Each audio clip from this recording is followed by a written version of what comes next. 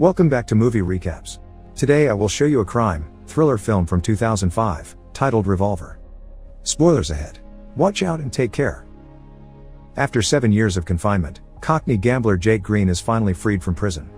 2 years after his release, he and his brother Billy go to one of the most important casinos in the area with the intention of getting back the money they are owed by the owner, crime boss Dorothy Macha. Ignoring his bodyguard Paul's advice, he allows Jake to join his private game. On the way up, Jake hesitates to take the elevator because of his claustrophobia, but the other bodyguards remind him they must climb 20 floors, so he gives in and takes the elevator while fighting a panic attack. Jake's first bet is on a chip toss against another player at the table, which he loses. But this is on purpose. He's manipulating Macha into a sense of false security, so when he makes the same bet with him, he wins this time. Billy and Jake hurry to leave the casino with their bags full of cash, and on their way out, they're stopped by Zach, who tells them they're in danger and he can help them before giving Jake his card. This time, Jake decides to take the stairs, but before he can even go down one step, he passes out and falls down as the card is revealed to say take the elevator. While Jake is rushed to the hospital, Macha expresses his worries to Paul. Jake must want bigger revenge after 7 years in jail, especially after the incident with his sister-in-law, so Macha orders Paul to hire the best hitman in the business to get rid of him. At the hospital, Jake is told no cause for the blackout could be found at a first glance, so he should go home and rest while waiting for the blood test results. Billy goes to his own house while Jake takes the bodyguards for protection, but all of them are shot as soon as they arrive. The only reason why he manages to dodge is that he finds a card on the floor that says pick this up, so he bends over to do exactly so. He tries to escape in his car, but the driver is shot too. Luckily for him, Zach arrives just in time to save him and take him away. The hitman, Sorter, can't understand how he missed, since he never misses, and theorizes someone must have tipped Jake off. What he tells Macha when he scolds him, however, is that he missed because he had a bad feeling. Meanwhile, Zach takes Jake to meet his partner, Avi, who has somehow put his hands on Jake's medical file. The test results are in. Jake has a rare blood disease that will cause his death within 3 days. The men offer Jake their protection in exchange for 2 conditions, which are not negotiable. He must give them all their money, and do anything they ask for, including answering any questions. They give him 3 hours to decide, but Jasky leaves without saying a word because he's convinced they're trying to trick him. The results he gets at the hospital are the same ones, but Jaskier once again thinks the lab must have been paid by Zach and Avi, so he gets a second opinion from his private doctor, who also gives him the same prognosis. After threatening him with his gun to make sure he isn't also being paid, Jake admits he has no choice and, after taking money from the bank, goes back to accept the men's deal. As they go out for a ride, Avi explains they're loan sharks, and it'll be Jake's money that they'll be loaning. After visiting their first client to drop the money, Avi demands Jake to tell him all about his history with Macha. Macha used to have 3 very stupid men working for him called the 3 Eddies. They lost their card man before a big game and knew Jake was a good player, so they called him to replace him. Jake wanted to refuse, but they threatened Billy's family, so he had to accept to protect them. During the game, however, the other men on the table began insulting Jake and his mother. Jake wouldn't accept that, so he started a gunfight. The power went off, the money disappeared, and the next thing he knew, someone dropped his name and Jake was being questioned by the police. To keep him from talking, they threatened his niece and accidentally killed his sister-in-law when she tried to protect her daughter. Jake didn't tell the cops that Macha organized the games and was sent to jail for 7 years. During that time, the Eddies upset Macha in some way which resulted in him using them as concrete. After visiting a bunch of clients, Zach sends Jake to stay at a motel. Meanwhile, Macha and Paul visit crime kingpin Sam Gold, considered the ultimate figure all other crime bosses want to be like. However, Gold never receives visitors, so instead they meet with his advisor, Lily Walker, who accepts to broker a powder deal with Macha. She also reminds him that Gold doesn't like publicity or give second chances. Sometime later, Jake gives Zach and Avi more money before he's asked about his time in jail while playing chess with Avi. Jake had been given 2 options, 14 years of normal time or 7 years of solitary, so he chose solitary. His cell was between 2 men's, a chess master and a con man, that had been there for a long time, and while they never talked to each other, they knew everything about each other. During the first 5 years of Jake's sentence, the 3 of them would communicate by sending messages written on the library books, and that was how Jake learned their formula to win any game in the world.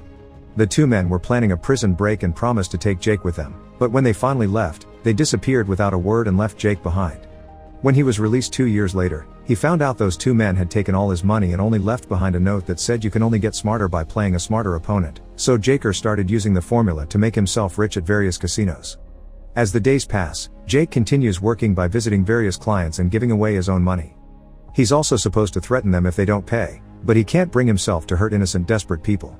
Meanwhile, Avi and Zach are chaining the side of a wall to a truck so when they pull, they break said wall and steal the safe on the other side.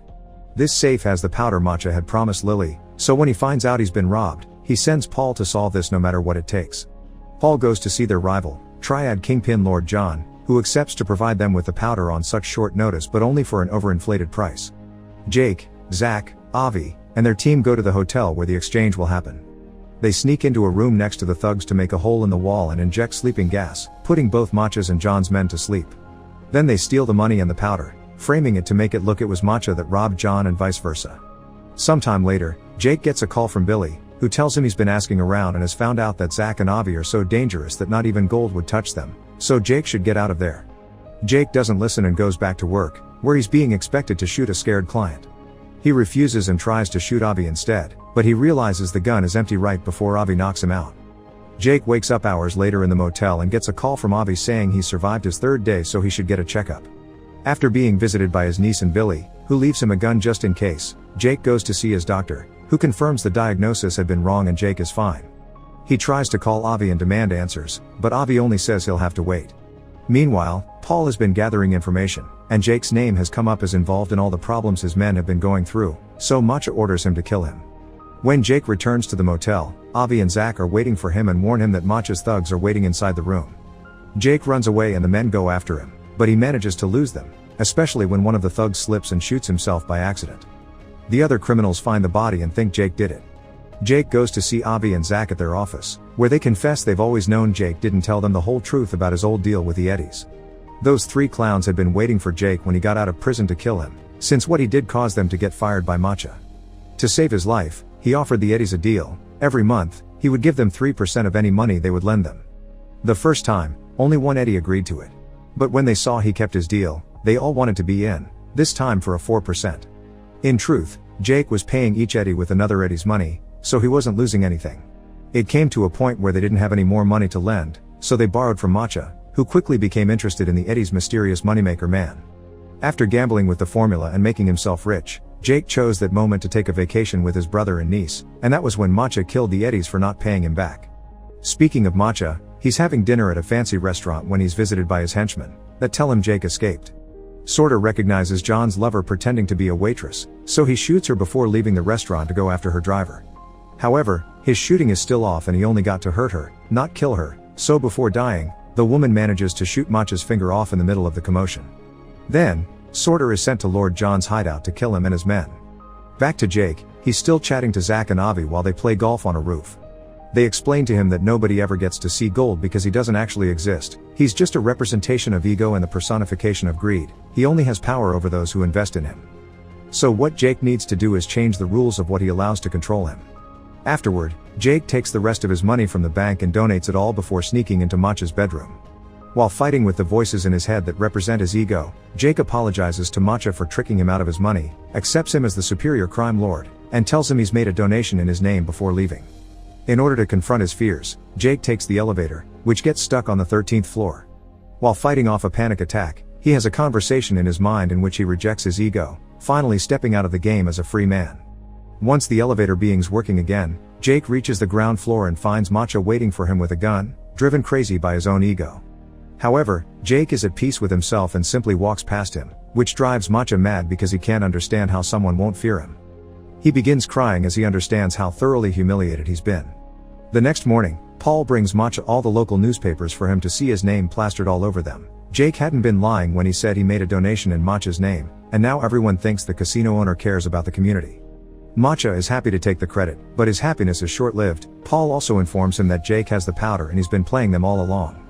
Paul, Sorter, and the rest of Matcha's henchmen go visit Billy, who manages to hide his daughter in the cupboard when he realizes one of his bodyguards has betrayed him. Once he's found, the men begin hurting him while interrogating him, not believing when he says he doesn't know where Jake and the powder are. Paul's methods are quickly escalating and Sorter starts feeling uncomfortable, especially when they make the girl come out of the cupboard after they hear her sob. Refusing to hurt a child, Sorter rejects his ego and begins killing his fellow henchmen methodically and effectively, but he makes a mistake at the end and gets killed too. Meanwhile, Matcha is visited by Lily. She brings him a wreath sent by Gold, who isn't happy with seeing Matcha's name all over the newspaper since he doesn't like publicity. Lily also informs him that Matcha's time is over and he won't have a second chance, which sends him into another panicking frenzy. Avi and Zach take Jake and the powder to Macha's casino, where Avi finally beats Jake at a game of chess while confessing the last few details of the story. He and Zach had been the men in the cells next to Jake's, and they always wanted to take him away with them, but he hadn't been ready to accept the truth, implying they have been nothing but merely figments of Jake's imagination. Unfortunately, he doesn't have time to come to terms with this because at that moment, the casino's bodyguards come to take him to see Macha, who has the girl with him. After dropping the bags of powder on the floor, Jake tells his niece everything will be fine, which drives Macha mad because Jake is still showing no fear even when he's pointing his gun at the child. Humiliation causes the ego voices in Macha's mind to reach the conclusion that Jake can't hurt a dead man, so he puts the gun against his head and shoots. Make sure to subscribe and turn on notifications so you can watch more videos like this. Thanks for watching.